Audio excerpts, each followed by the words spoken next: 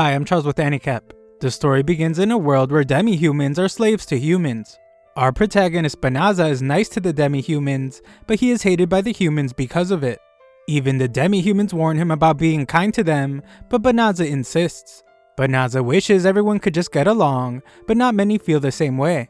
Just then, Banaza gets summoned to another world, where he is told that he is a hero candidate.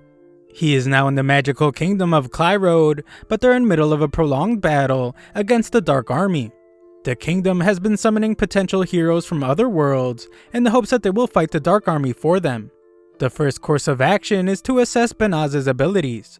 In exchange for returning to level 1 after being summoned to their world, candidates receive divine blessings from their gods.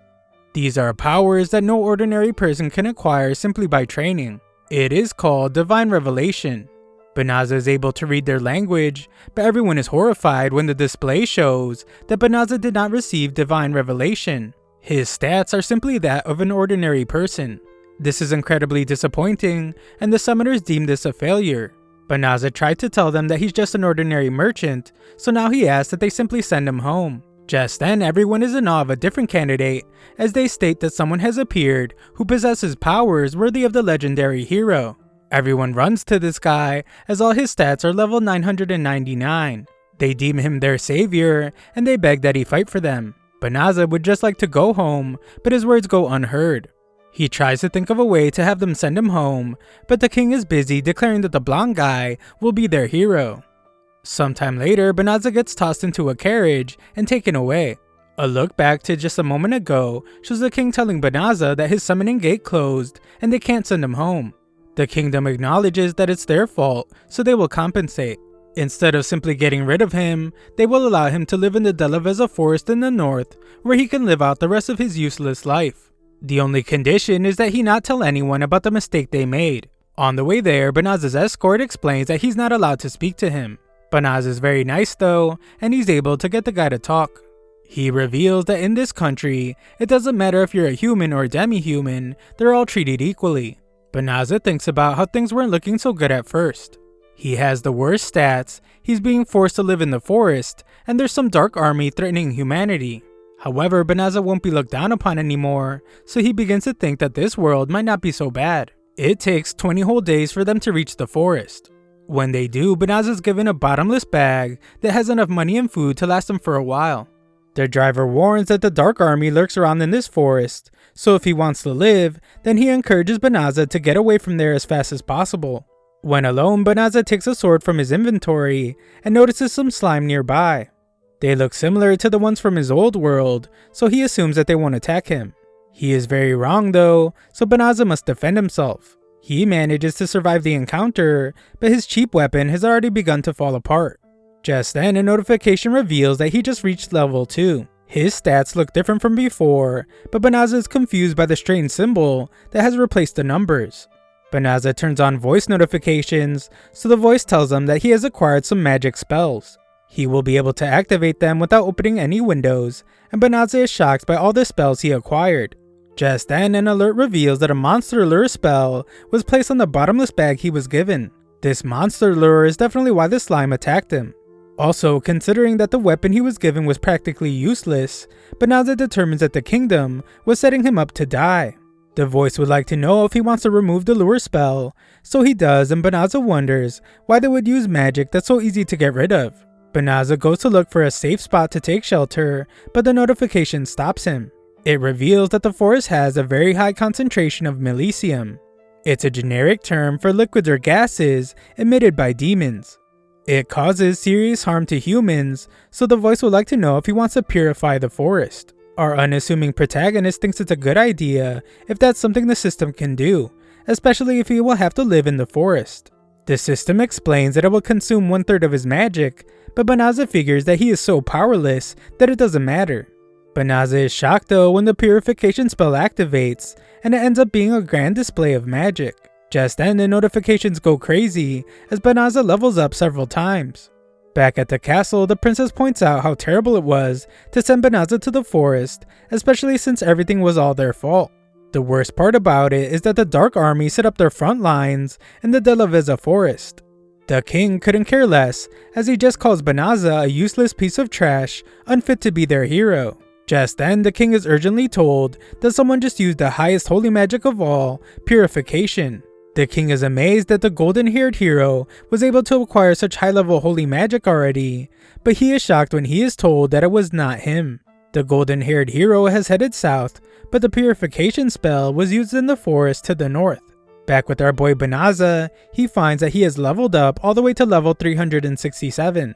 He didn't even eliminate any monsters, so Banaza determines that in this world, you can level up just by using magic.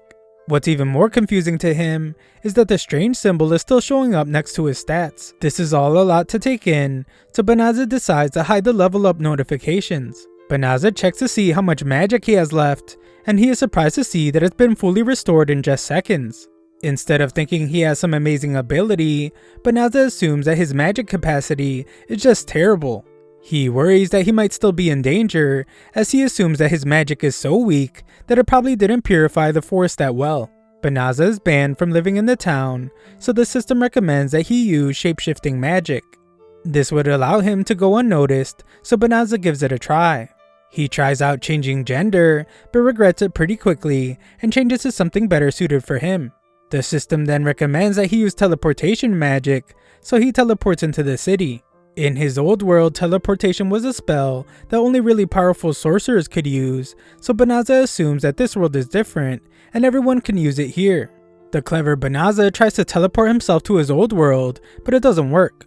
He then looks for a guild so he can make some money. Registering as a merchant might be difficult since he is so new, so he hopes to find an adventurer's guild. That way, he can do some monster hunting or transport quests.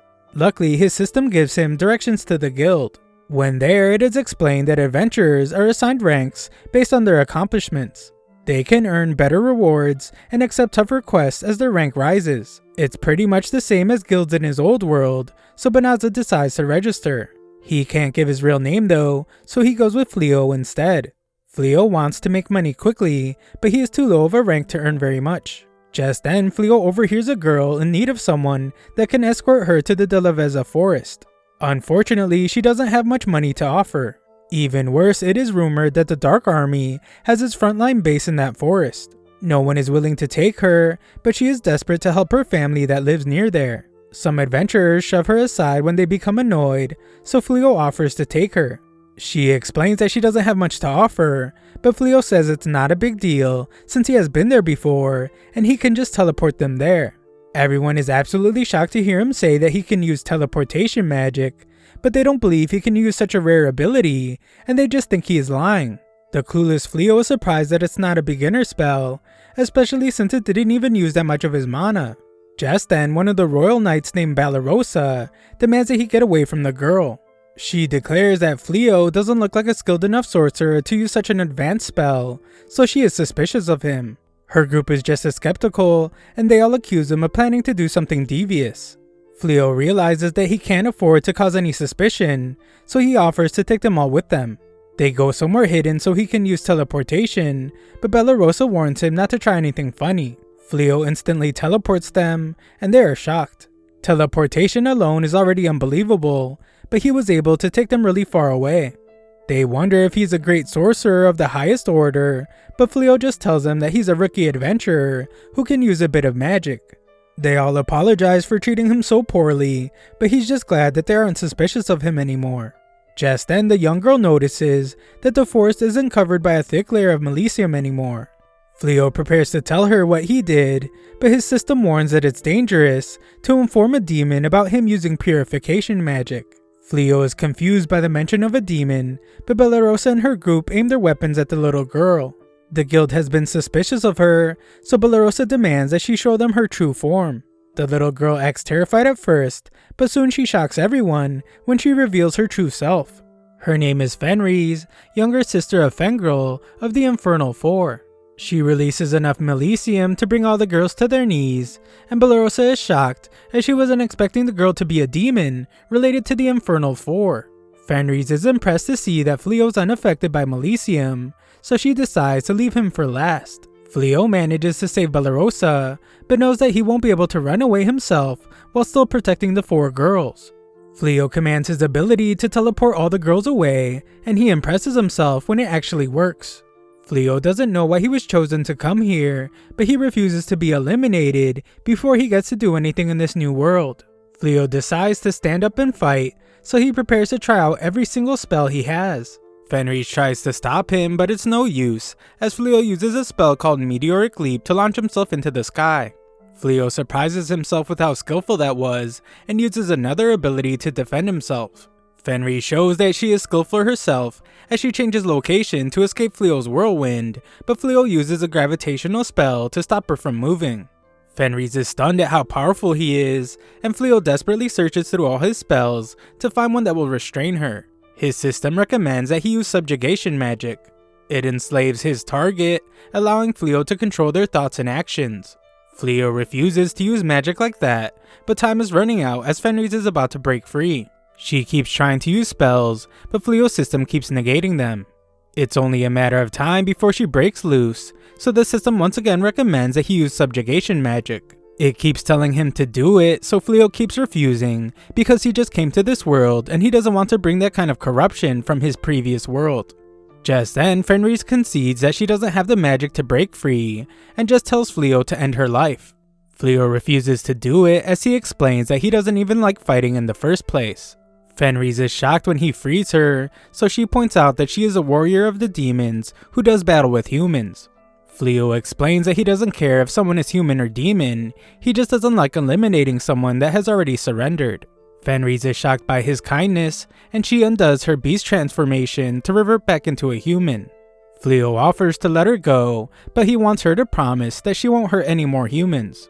He checks his bottomless bag for some clothes for her, but her magic is depleted and she falls asleep. That night, Fleo looks at all the different types of magic he has.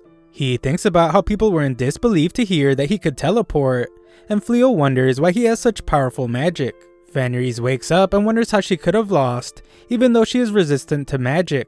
She realizes that Fleo healed her while she was sleeping, and points out that other people would have eliminated her and skinned her. Fleo didn't, so she promises never to fight humans ever again. Furthermore, Fleo demonstrated such immense power that she has decided to acknowledge him as her master. She vows to dedicate her life to repaying him, but Fleo says it's okay. She doesn't back down, and even offers to willingly be his slave.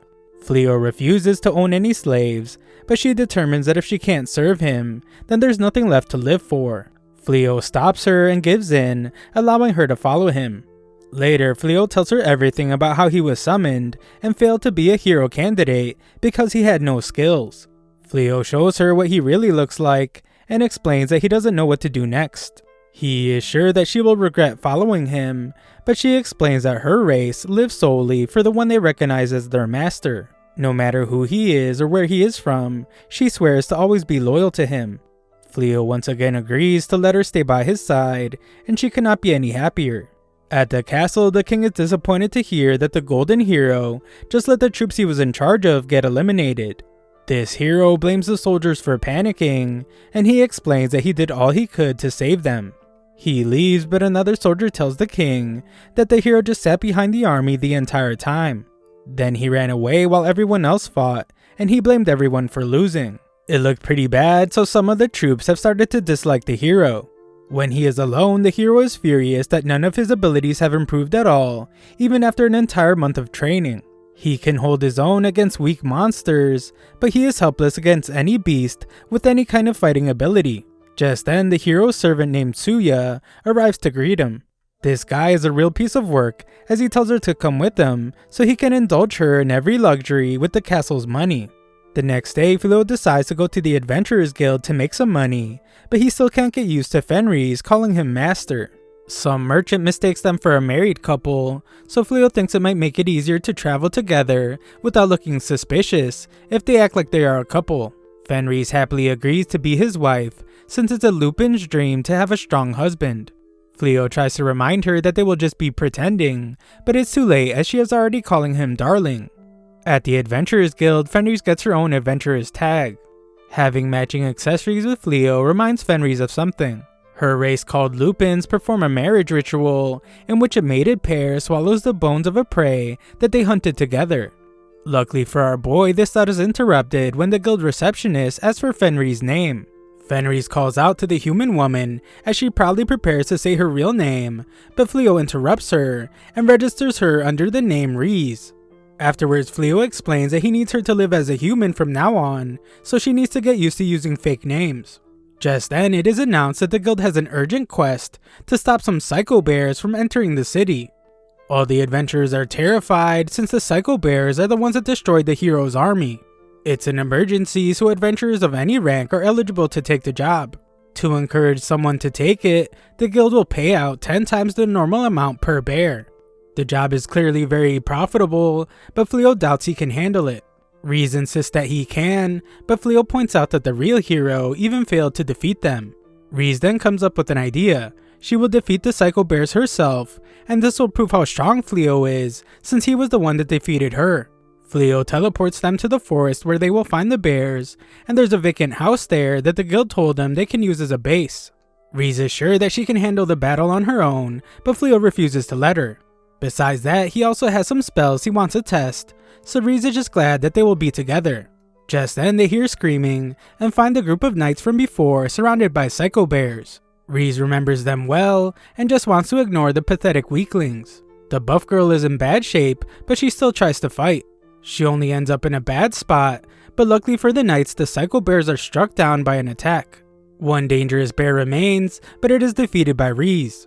It was Fleo's idea to save them, so Reese thinks that he's just too nice. The knights are all grateful and they explain that they were worried about what might have happened to Fleo.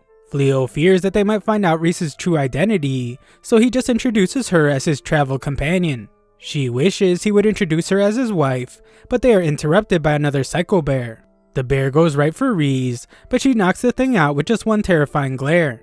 Reese acts like she doesn't know what happened, and the bear nods its head when they assume that it has surrendered. They decide to take it as a pet, but this just shocks the knights since these psycho bears were ferocious enough to defeat the hero's army. Reese says that's even more of a reason to take it as their pet, but Fleo likes the thought of keeping it from hurting others. Fleo puts a collar on it that will prevent it from going wild, and he uses shapeshift on it to change it into something that doesn't stand out as much. They try to think of a name for it, but the knights can't believe how casually they just tamed such a ferocious beast. Afterwards, the knights thank Fleo for saving them yet again, and they introduce themselves. Aside from Bellarosa, there is Blossom the heavy fighter, Belano the witch, and the ex-farmer named Baleri. The knights reveal that they want Fleo to teach them how to fight. The golden hero was furious when his army failed him, so he declared that he would never lead another force against the Dark One. The only way he would reconsider is if he found people he could trust to serve him. The golden hero has locked himself in his room till this time comes, so the king issued an order to all the knights. They are to dedicate themselves to combat until they can eliminate beasts on the Psycho Bear's level. The 4 of them can't even defeat one Psycho Bear together, so they need Fleo's help. Fleo thinks about how he doesn't even know how magic works at all, so there's no chance that he will be able to teach anyone. Reese has her mind on something else though, as she is super jealous of the girls trying to get close to Fleo. Fleo decides to tell them that Reese is his wife, and he's just trying to live a quiet and peaceful life with her. The knights back off as they understand, but Reese is then the one to suggest that Fleo help them. She points out that as his wife, she knows better than anyone that he is a kind man that can't abandon someone in need. Fleo knows that he can't really teach what he doesn't know, but he can tell that they really need his help. He explains that he might not be a great teacher, but he does agree to train them. The girls are overjoyed, but they have one more request. They need a place to stay and would even be willing to pay rent for the corner of the living room. Reese thinks it's a fantastic idea since there are plenty of rooms, and she and Fleo can share a bed since they are married. Elsewhere, it is reported to the Dark One that the one who eliminated the demons and purified the Delaveza forest was not part of the kingdom of Clyrode. It was a lone individual. The Dark One is surprised to hear that one person has powerful enough magic to eliminate demons instantly. He has made his decision and instructs his subordinate to find and capture this individual at all costs. Sometime later, Fleo is shocked to wake up with Reese by his side as she wakes up her darling. Fleo has no clue what she is doing there, so Reese reminds him that they are married. A look to the night before shows Reese telling Fleo that she was prepared to offer her body and soul to him.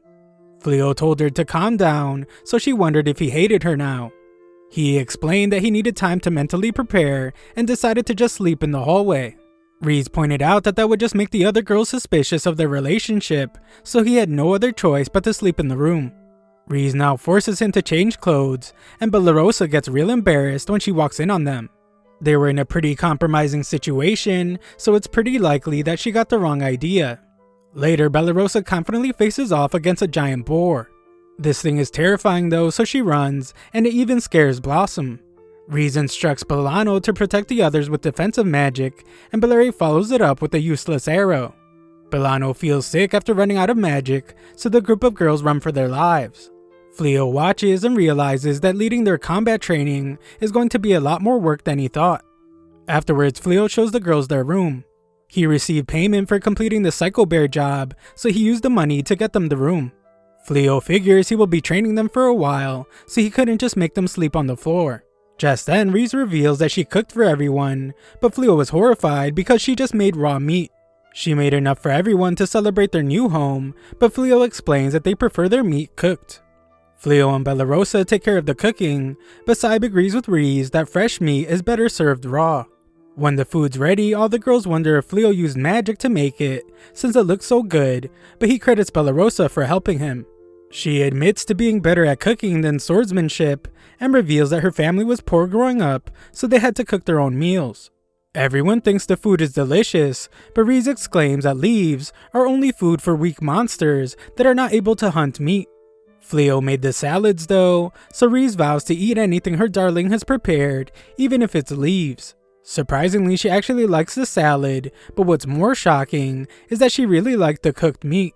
She is stunned to hear that Bellerosa cooked the meat, but she doesn't want to be outdone, so Reese promises to do the cooking next time.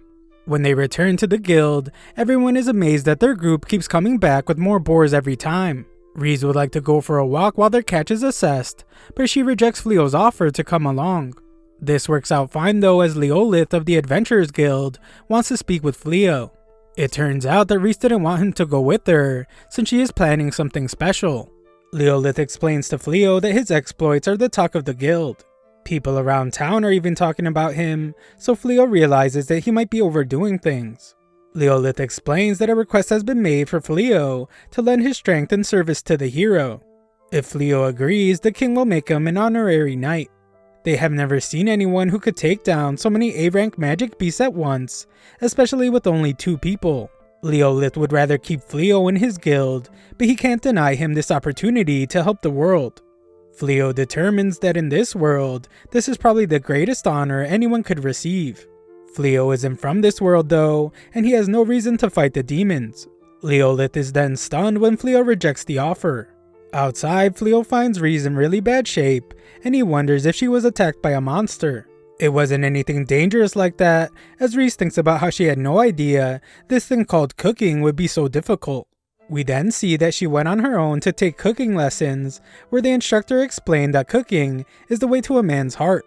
The cooking process was way too slow for her, but her impatient attempt at using magic just messed things up. Reese is determined to win Fleo's heart though, so she vows to conquer cooking.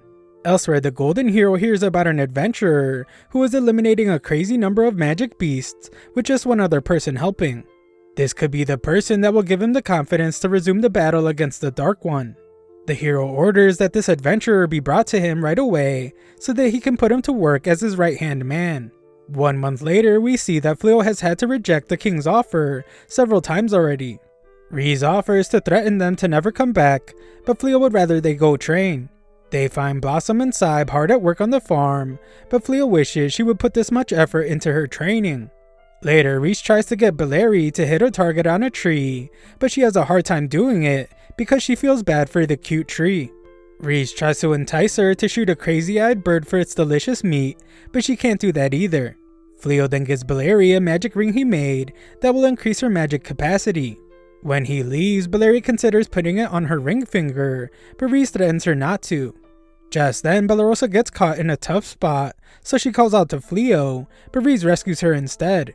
Reese sees right through her little act and points out that she's pretending to be weak to appeal to her husband. Later, Reese feeds everyone, and they are amazed by her cooking. She reveals that she has been going to cooking classes every time Fleo went to the guild. Reese explains that she only used to care about her strength, but she has learned to do more things now, and they make her even happier than just getting stronger. Reese made some curry just for Fleo because her teacher said it's the key to a man's heart. Fleo loves it, so Reese couldn't be more excited. However, outside someone watches them and is shocked to find that Reese is with humans. Reese was once feared as the Dark Army's bravest woman warrior, so the girl wonders if she has betrayed them. Just then, Reese appears to confront this demon named Eulyminus. Eulyminus explains that she was just surveying the area, but she is stunned when Reese reveals that she is married. Reese gets upset when she wonders if Eulyminus is there to get between her and her husband, but Eulyminus denies these allegations. Eulyminus then thinks about how Reese is a completely different person now compared to when she was in the Dark Army. She can't even believe that this guy is calm when a demon is right next to him. What's most confusing though is that when she uses her ability assessment magic, she gets no reading on Fleo's levels at all. This has never happened before, as her readings have never failed, even when used on the Dark One. Just then, Eulyminus is shocked to learn that Fleo was the one that used purification magic on the forest. She is really upset and points out that Fleo eliminated Reese's brother Fengrel and his entire unit. Fengrel was stationed in the forest and they haven't heard anything from him since the purification. Reese surprisingly already knew all this, but she explains that her brother would hate it if she pitied his death. Even more than that, he was one of the Dark One's Infernal Four, so his incompetence was his own fault. Reese then explains that she was charmed by Fleo's power. That is why she chose him as her husband, and nothing can change that. Just then, the other girls reveal that they were listening, and they can't believe that Reese is the infamous Fenris. Eulyminus realizes that Fleo is a serious threat to the Dark Army because he was able to turn Fenris into their enemy. Eulyminus explains that she is intrigued by this charming power Fleo has, so she insists that they have a mock battle. In reality though, Eulyminus is planning to eliminate them both. Reese interjects by pointing out that Eulyminus is just trying to get close to Fleo, but they agree to the mock battle anyway. The battle begins with Eulyminus using a magic attack. It's a distraction though, so she can use several spells from underneath Fleo and Reese. Just then, Eulyminus is shocked when Fleo uses a forced cancellation spell to get rid of all her attacks. Fleo captures her and reminds her that he is her opponent. He realized what she was doing and explains that he won't allow her to target Reese. Fleo is just too powerful, so Eulyminus surrenders. Later, Fleo apologizes for hiding who Reese was, but he is stunned when the girls decide not to report this to the kingdom. They explain that Reese has helped them greatly with their training, and they would never betray someone so kind. Just then, Eulyminus returns with the Dark Army's most elite force, the Legion of Dragons. The girls are terrified because this legion has wiped out entire human forces many times. Eulyminus prepares to hear them surrender, but she can't believe her ears when Fleo is just excited to see dragons for the first time. Dragons existed in his old world, but he never had a chance to see them. Eulyminus furiously declares that it's time to attack, but Fleo uses impressive holy magic to strike down a bunch of dragons. Eulyminus can't believe that the Dark Army's strongest dragons were wiped out in an instant, so she retreats. Blossom wishes she would have fought with some of her gardening tools, so Fleo tells her to try throwing it. She does, so Fleo uses some augmentation magic on it. He sharpens it and accelerates it, so it absolutely wrecks a dragon. Blossom is amazed to see that she earned the Dragon Slayer title, so all the girls want Fleo to help them do the same. Unfortunately, the dragons have gotten away, so Bellerosa sobs in defeat. Elsewhere, the Dark One can't believe that a mere adventurer could use such powerful magic. He is not even a hero, so the Dark One declares that it's time for them to make their next move. A while later, Fleo puts up a barrier around the house so they can detect when demons are coming. Reese gets upset just thinking about the annoying cat, so Fleo must tell her to calm down. Reese gets even more upset as she thinks he's defending her, but Fleo just remembers how she said that he was responsible for eliminating Reese's brother and all his troops. It's clearly bothering him, but he just tells Reese that it's nothing. Nearby, Blossom can't stop staring at her screen as she is in disbelief to have earned the Dragon Slayer title. The girls admire the hoe that destroyed the dragon, but Bellerosa says it's time to hunt for today's share of magic beasts. Their admiration is then directed at her for being disciplined enough to train every day. The girls have a lot of gratitude towards Fleo for helping them, so they are eager to get stronger as well. While they all admire Bellarosa, we see that she's actually in tears. Receiving the Dragon Slayer title is every up-and-coming adventurer's dream, so she is depressed about falling behind. If she had received the title instead, she could have gotten back the noble status that her family lost. Then they might have been able to live in the capital again, just like when her father was a knight. Just then some guy appears looking for a friend of his. Bellarosa is skeptical of this guy since he is so lightly equipped in a forest full of magic beasts.